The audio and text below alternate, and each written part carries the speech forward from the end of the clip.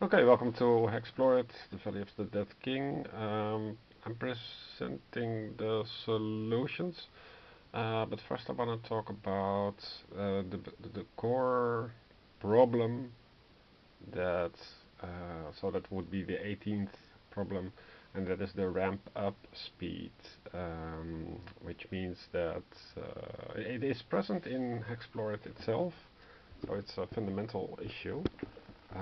As you can see from various playthroughs, um, once you get to a certain point with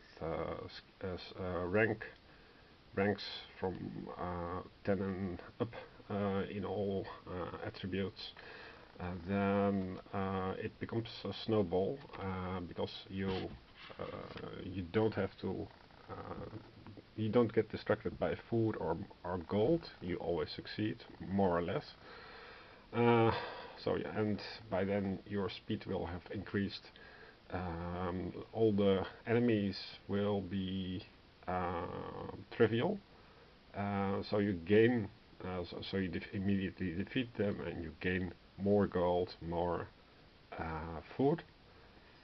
Uh, and that is an exponential curve, so it's like a shape if you have on the x-axis the amount of turns, and on the y-axis the sum of the ranks.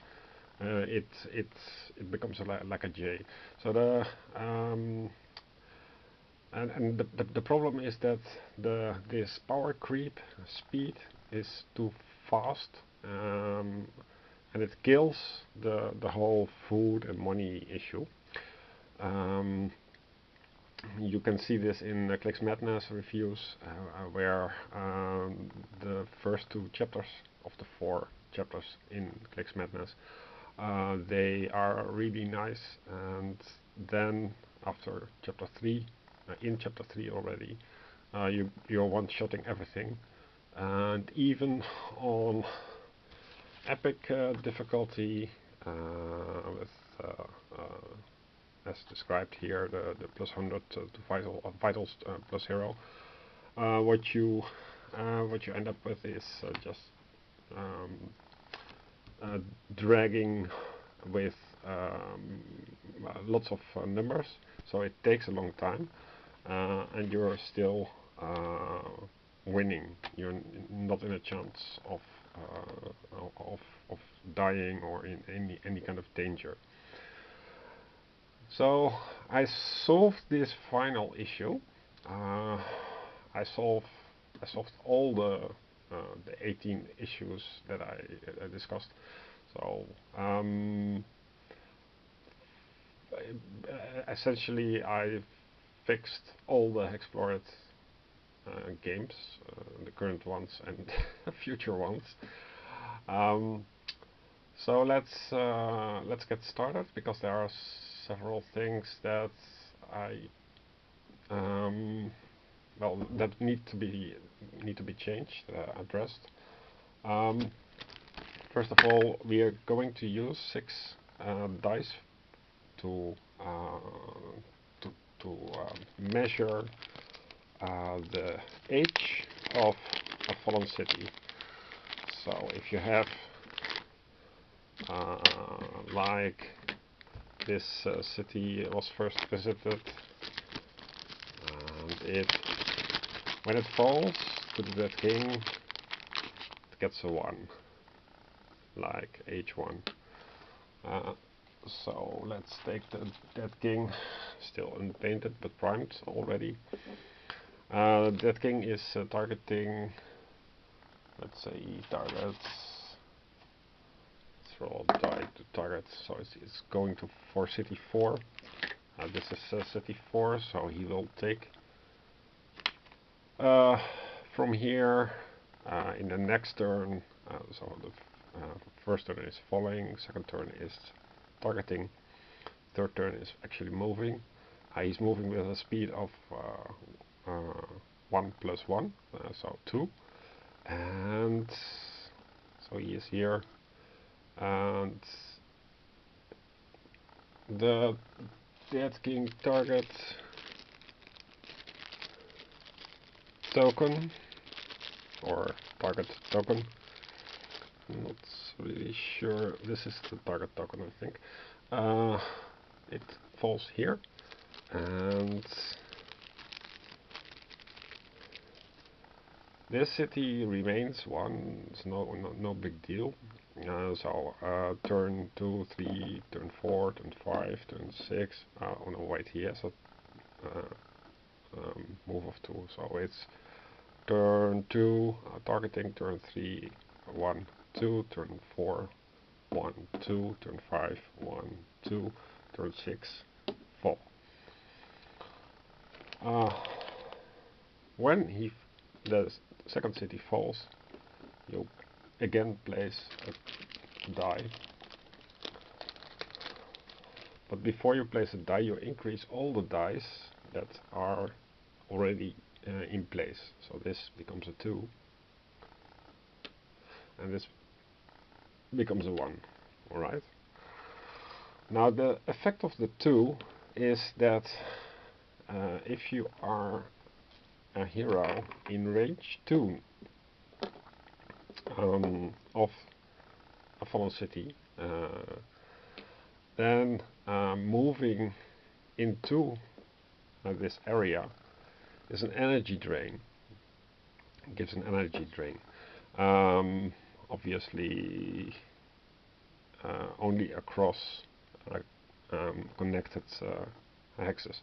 So moving like so, it's in range. So you have a fallen city range, and the range increases because let's say that king is targeting 6. That would be city over there, and he will get a little faster over here.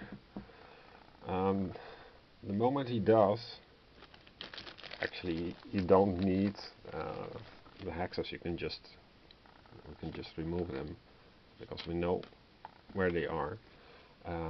We can save those hexes. It saves you the trouble. So instead of hexes, you place dice. So this becomes a 1, and this becomes a 3, and this becomes a 2. And now the area around this city, this is an older city, and thematically it drains the energy from the land, the living life force of the land.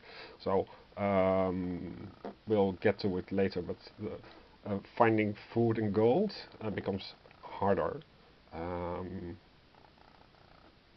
due to the amount of fallen cities in place. Now, say that you liberated this city with a talisman and so on. So this goes back into out of the box.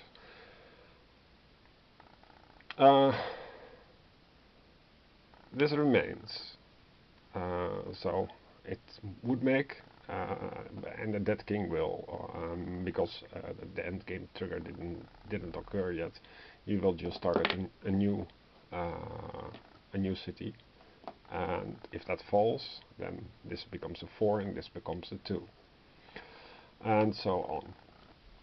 So this gives thematic, how do you say, a context-aware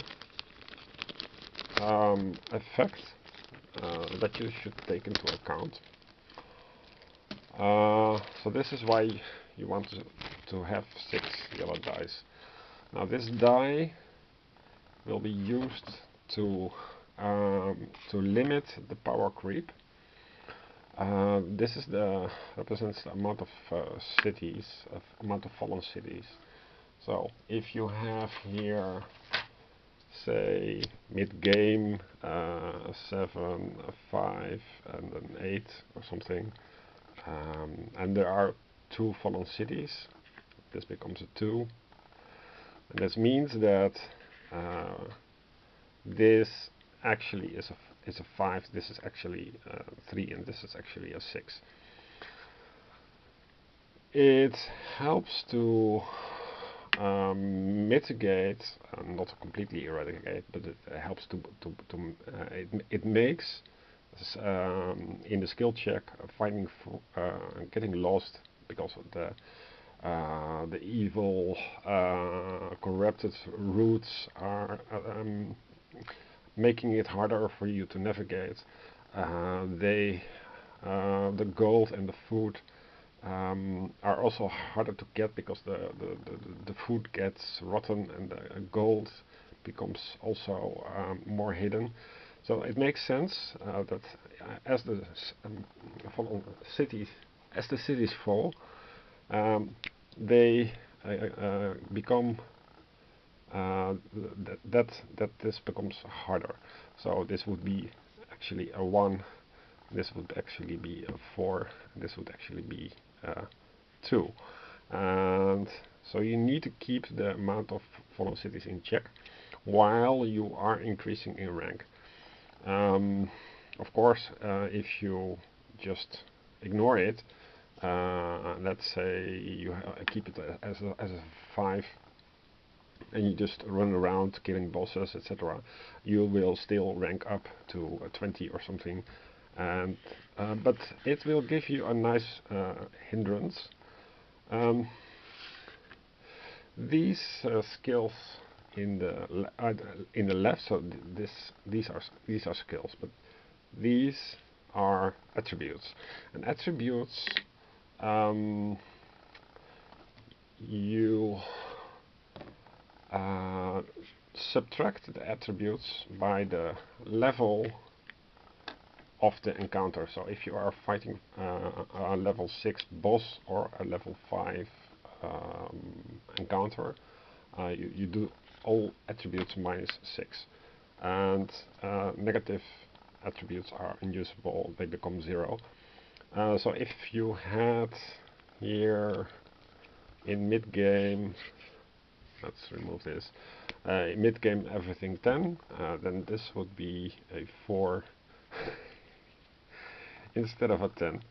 So maybe you can use extra dice to represent the actual value, the current value, because if you after you defeat it, the attributes they get